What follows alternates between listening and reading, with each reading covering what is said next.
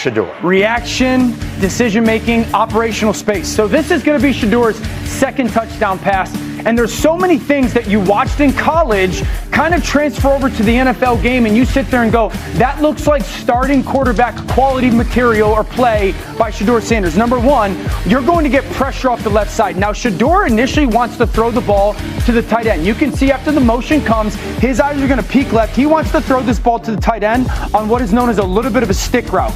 Because his eyes are looking there, he naturally sees this blitzing linebacker. And so the initial reaction by Shedeur is natural. That guy pressuring, he wants to leave, okay? He wants to leave. He doesn't realize that this back is definitely coming across. There has to be a trust that comes there.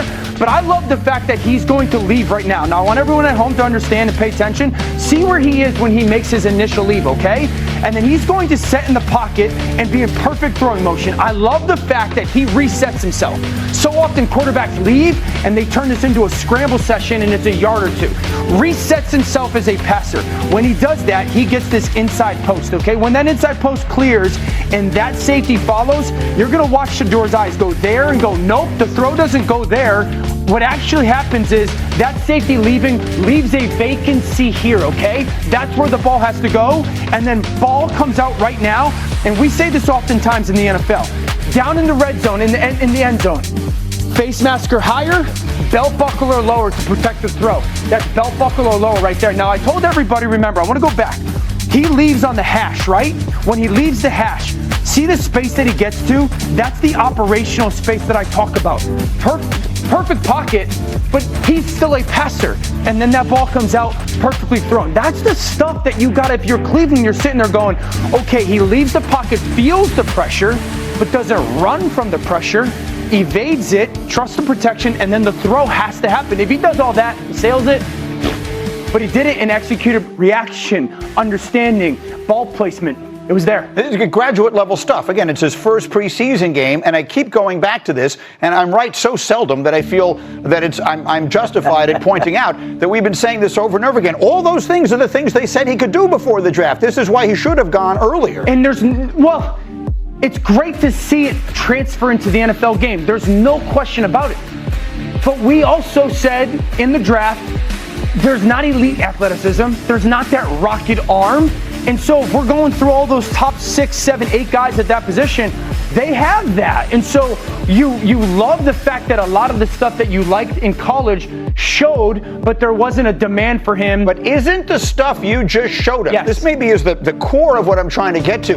That's the most important stuff. 100%. He has enough of an arm and enough speed and all the rest of that to play the position. Most guys, the guys who don't have that, some of them never learn it. I totally agree. And I would actually, one thing that we haven't mentioned today is the athleticism actually, I think, showed up even more on Friday night than it did in college. Like, he made some plays with his legs that I did not anticipate him making plays with his legs that way. So he's not, a ridiculous athlete, but yes, the things that you liked about him in college and the things that we saw against Carolina, those are 90% of the things that are, like, that throw's awesome. 90% of the things that are needed to be a good player. But there are a lot of quarterbacks that have those skills and get to the next level, and for whatever reason, they don't translate. And that's what you're looking for in the preseason. You want to see a guy go out there, you want to see that he belongs, it's not too big for him, and then he flashes. Again, I come back to that word because it's that eye test. You just watch the guy and can see right away whether the guy can or can't play at this level.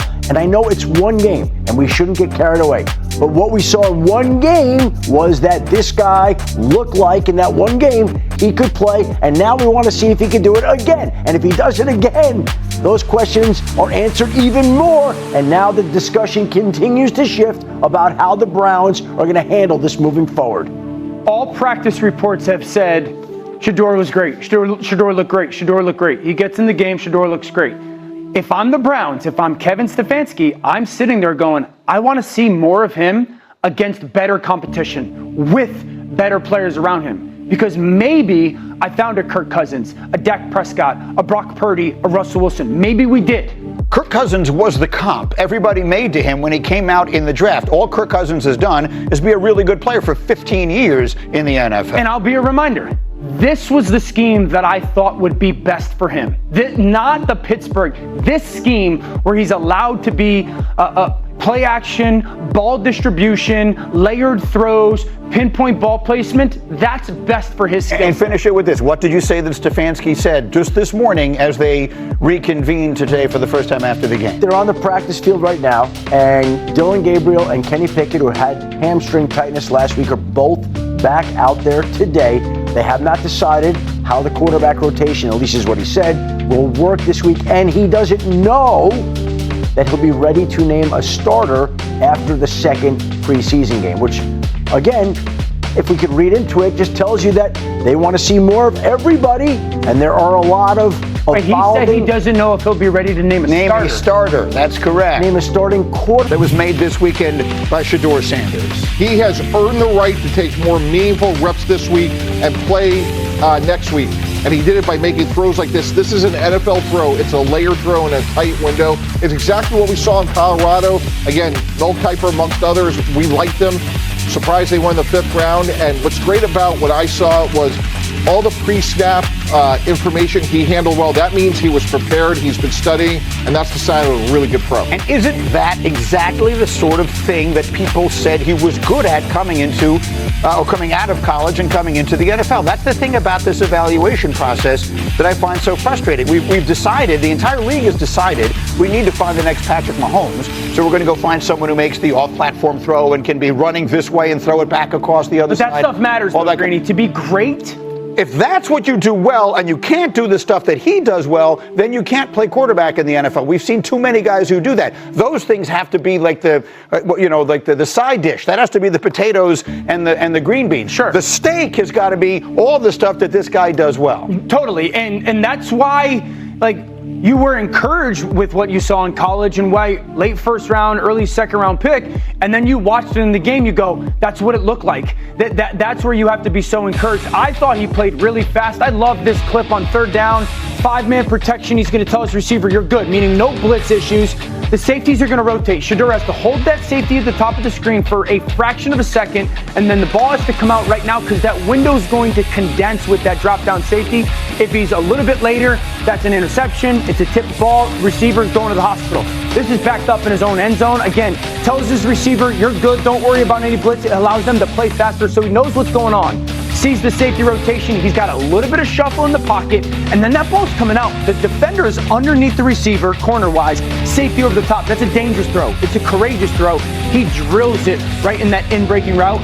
And then the second touchdown is my favorite. He's got a shuffle in the pocket, and he has to see a double post. He sees the safety take the inside post. The outside post is the throw. I love how quick it happens, and then it remains a passive. There were times in school, more often than not, I would argue, that he would run around and try to do something that athletically I would say that's not necessarily the strength of your game. So that last clip to me tells me there's a development, an evolution. I thought he was fantastic. I totally agree he should get meaningful, if